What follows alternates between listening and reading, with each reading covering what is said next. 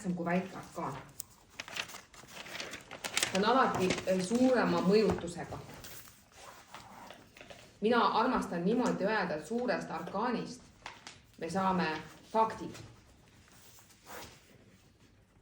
Väikesest arkaanist saame me detailid.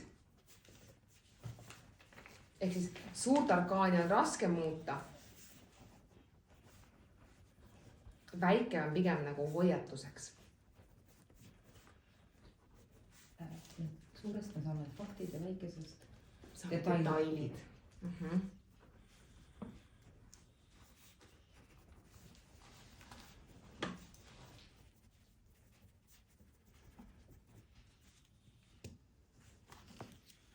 Suht on raske mõjutada. Suhteliselt, jah. Ei ole võimatu, aga teda on jah. Ta on suure energiaga. Seega ütleme niimoodi, et kui me tuleb lugemine ja seal on, alati vaatad, kumba on rohkem, kas on suurt arkaani rohkem või on väikest arkaani rohkem. See on hästi tähtis vaadata. Siis me näeme ära, kas meil on detailis on rohkem, mida annab muuta. Või siis meil on mingi suur energia, mille peame rõhku andma.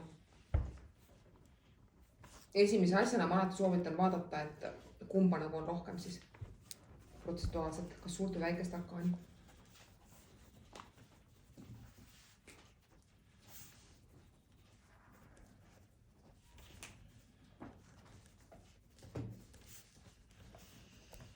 Kui me hakkame, ütleme, et suurt arkaani vaatama, siis te näete ka siin kaartide peal on hästi palju detaile, eks ju. Me hakkame õppima, vaatama ja lugema neid detaile niimoodi, et ei pea mitte midagi pähe õppima. Ma spetsiaalselt tellisin teile sellised kaardid, kus on ka olemas märksõnad, et vaata, see jääb rohkem silme ette. Teil on nagu mugavam vaata. Sest et esimese teise grupiga natuke raskusi, neil ei jäänud, vaata nii palju kaarte, eks ju, ei jäänud meelde. Et tõttu kolmas grupp, see on lihtsam juba vaata, et noh, teame, mis vead seal olid, mis head, eks ju. Ja mina hakkangi teid õpetama nüüd niimoodi, kuidas mina olen õppinud kaarte panema. Te ei pea hakkama nüüd täiesti kopeerima mind, aga te panete selle info kõrva taha ja teete sellest pärast enda oma. Siin ei saa olla niisugust asja, mis on õige ja vale. Eks ju? Siin on erinevad viisid lihtsalt. Mitu kaarti on suures arkaanis? 22. Ja mis on esimene kaart siis? Ma korras kontrollin lapsehoidjat. See ei ole see, et ma lähen nüüd chatima. Ma lihtsalt vaatan, kas kõik on korras ja siis me alustame.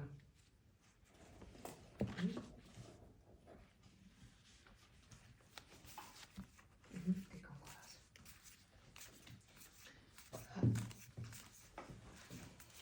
Siis on ta nagu null, eks ju. Nulli peal, eks ju.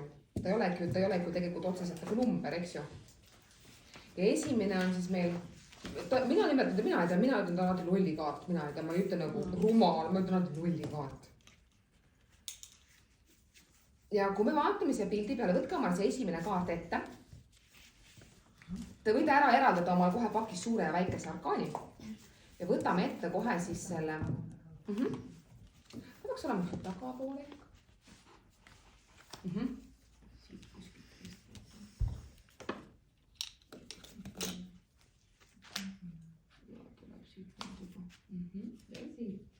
Ja veel üks peaks siit tulema. Kui me vaatame, siis me näeme, et siin on nagu niisugune meesterahvas, eks ju. Lugemisest ta võib olla kumb, ta võib olla nii meeste kui naisterahvas. Sest et seda ütlen ka, suur arkaan on alati suure tõenäosusega, mitte iga kord, aga suurem osa ajast sina ise. Suurem osa ajast ta räägib sinust endast. Mitte nüüd iga kord, aga suurem osa ajast. Ma mõnikord ütlen mingid momendid vahele, vaata, kui mul midagi meelde tuleb, eks ju. Nii, ja kui me võtame siin selle lollikaardi ette, eks ju, me näeme, et me paneme rõhku esiteks tagataustale. Mis värvi on tagataust? Kollane, beige. On, eks ju. Ja mis seal üleval veel on? Te näete, päike paistab, eks ju. Et just kui oleks tegelikult ilm väga ilus, kõik on väga soosiv, et mingisugused murepilvi mitte midagi ei ole, eks ju. Ainuke asi, mis võiks tegelikult hoiatada, kui te vaatate, et seal taga on nagu vesi, eks, või meri nagu. Te näete, et ta on natuke nagu tormiline, eks. Ehk siis, kui me vaatame ümberringi neid märke, siis me näeme, et see on tormiline meri, mis võiks tegelikult hoiatada. Aga kuhu poole vaatab see meesterahvas? Ta vaatab taevasse. Ta ei näe, mis on tema ümber. Seega siin kohe ütlemegi kohe esimeses ära, et sa ei näe, mis on sinu ümber. Märka seda, kus sa oled või kus sa asud.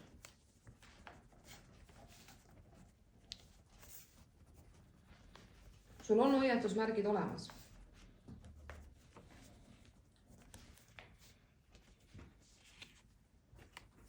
ja kui me vaatame sinna kõrvale, kes on tal veel seal kõrval? koer. just. koer võib sümboliseerida ka sõpra või lähedast, eks ju, kedagi ustavat. ja mida koer teeb? koer üritab hoiatada. vaata, koer justkui nagu hüppab kahe jala peale, eks ju.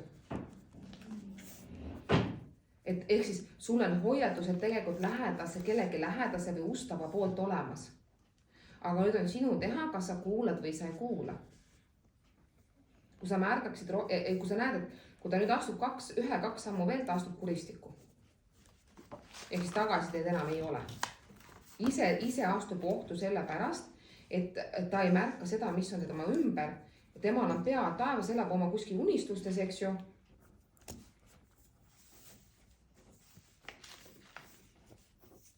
märkamata, mis on siis ümber.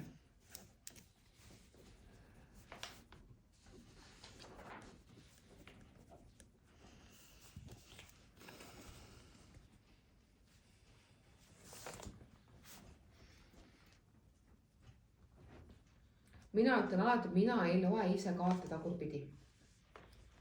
Teie võite hakata seda ise nagu lugema, aga mina ei loe, milleks teha elu nii raskeks. Ehk need, mis siin üleval, Just. seda ei võta arvesse. Mina ei võtaks, sest Et see on midagi nii pole- raske, see teil läheb nii raskeks. Mina pole mitte kunagi tagurpidi lugenud, mitte kunagi. Sest see on elu nii raskeks tegemine. Miks? Pigem teeme siis elu terveks. Tere! Ja tule väga õigel ajal, sest me just alustasime selle kaardi lugemisega. Me tegime natuke ka eeltööd selle, me paneme sulle ära, äkki te võtate kuskile sinna poole. Oota, kuidas su nimi oli? Karoliina. Karoliina, jaa. Anname sulle kohe. Kas sa selle kaardi said kaasa? Jaa. Väga hea, võta oma kaardid siis välja. Kas keegi tahab midagi veel lisada, mis te siit, ma ei taha nüüd seda, mida te kuskilt mujalt loete, eks ju, sest mina tahan õpetada teid lugema pildi järgi. Te loete infot pildilt. Mida te võite siit veel lugeda? Nii. Mida see lill võib tähendada? Kohtus. Armastust ja kas ma isegi tundub, et see lill on ruus. Mulle endale tundub ka. Ta nagu millegeks ikkagi valmistunud, kui te vaatate seda, me oleme lolli kaardi peal, kõige esimese kaardi peal, võta siis see omale ette, eks ju. Aga samas see lill on siin selja taga, kas on täna nagu armastuse puudumist või ühesõnaga lill. Minu arust see armastus on ikka käes, vaata, ta läheb sellega käes, eks ju. Ehk siis tal on järelikult mingi ootus või lootus millegi peale, millegi ilusale. Aga võib-olla, et ta ei näe seda ootust või lootust. Minu arust ikkagi näeb, ta hoiab seda kaasas, vaata. Ta hoiab ikkagi kaasas seda endaga, eks ju. Ta olete te väga kõrgel kohal. Just, ta nagu, ta midagi tegelikult mingit ootust või lootust väga hoiab endaga kaasas, eks ju. Vaata, kui kõrgel kohal ta hoiab. Aga sama selle, kui ma mõtlen, et lootus, ühesõnaga, kui mul oleks roos, ma armastan roosi, siis ma hoiaksin seda ainult siin. Aga ta hoiabki niimoodi. Jaa, aga mitte selja taga. Et mind häirib nagu see, ühesõnaga, et sa... Minu arust ikkagi ei hoia. Aga võib-olla ma mõtlen just valesti nagu, et ta ei hoia mitte selja taga, vaid hoiab... Ta lihtsalt nagu kõnnib puhkelt nagu kuidagi niimoodi läheb. Ja kui me vaatame, siis kui me vaatame, kus ta riided on see, eks ju, on ka siuksed nagu uhkemapoolsed, eks ju. Ei ole nagu siuke... Just. Jaa, ma ütleks ka seda jaa. Et siin ma annaks ka näiteks inimesele, ütleme, et kui see tuleks näiteks armastuse lugemisse, eks ju, siis mina ütleks sama, et ära pane nii palju välisele rõhku. Et vaata ka seda, mis on sinu sees või mis on inimese sees. Sest siin näitab, et välisele hästi suur rõhu panemine. Aga kui sinna kuristiku kukub, on sellest välisest kasu või? Ei ole ju.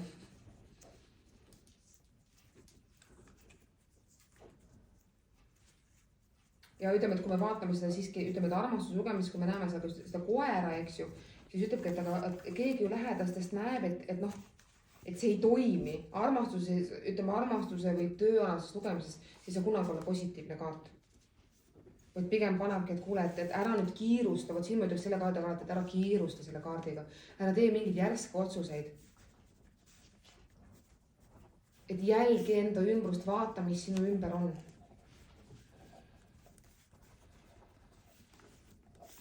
Et see, kes on sinu ümber, näeb sind nagu natuke teiste nagu pilkudega, vaata. Tema nagu oskab sulle seda paremat nõu anda, sest kui sa oled selle sees, siis ta ei näe, eks ju. Näiteks kui inimesel tuleb tööpakkumine ja kukub see kaart.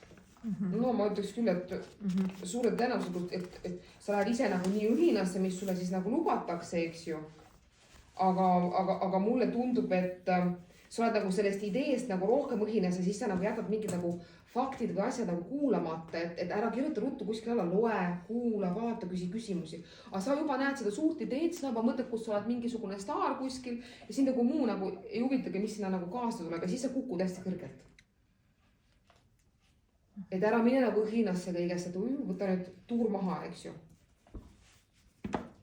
Kui see tuleb armastuse lugemisse, inimene ütleb, et noh, et mul on nüüd see inimene ja nüüd see kaart sinna kukkus.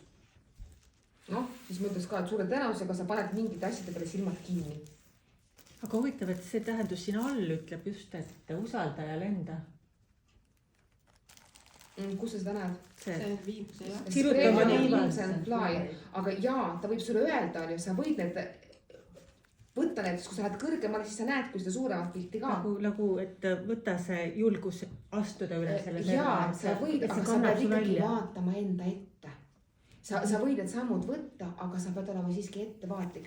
Ta ei ütle, et sul see ei tule vaata. See on sama ütlema, kui sul on mingi hea tööpakkumine. Küsi küsimusi, küsi lepinguid ja vaata. See ei tähenda seda, et see ei too sulle mitte midagi head. Aga sa ole hoiatatud. Sest et see räägib ikkagi sinust endast. Et sinu enda märkamatusest võivad mingid asjad jääda siis kätte saamata. Aga siis peaks ikkagi vaatama seda ülemist osa ka, seda juttu, sellepärast, et isegi kui panna ühtepidi need kaardid on ja et mitte tagurpidi lugeda, et olenevalt, mis detailid juurde tulevad, et siis see, mis sa praegu rääkisid, see ongi see tegelikult see ülevalt see hoiatav jutt, et see lihtsameelsus ja hulljulgus ja kogenematus ja need, et siis seda kasutada siis niimoodi, et vaadata, mis kõrvale tuleb, et mina vaataks üldse niimoodi, et sealt, mis pilti sa loed, kuidas sa selle pildi välja loed.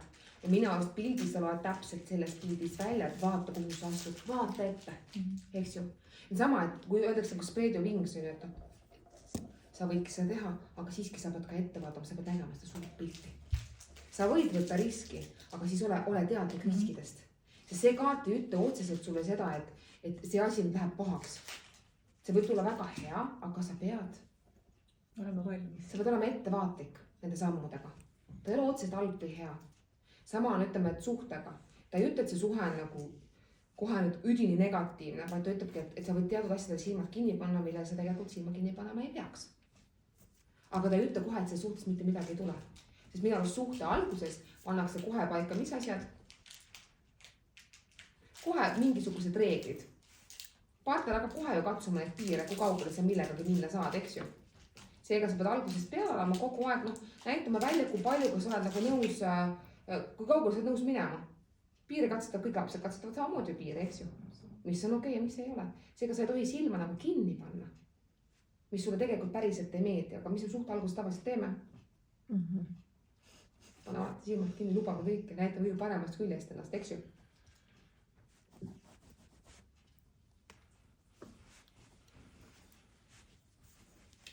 Sest kui sa vaatad siin tagatausta ka, see tagataust on ju kollane, see on tegelikult ju elujõud, jõud, on ju tegelikult hea taustaga ju tegelikult. Ta ei ole niivõrd hoiatav, ta ütleb ka su oma lollusest. Sest see lolli kaart on ikkagi sinust endast vaata, et sa ise võid oma lollusest ennast halba olukorda panna. Aga sa ei pruugi, kui sa oled tähelepanelik.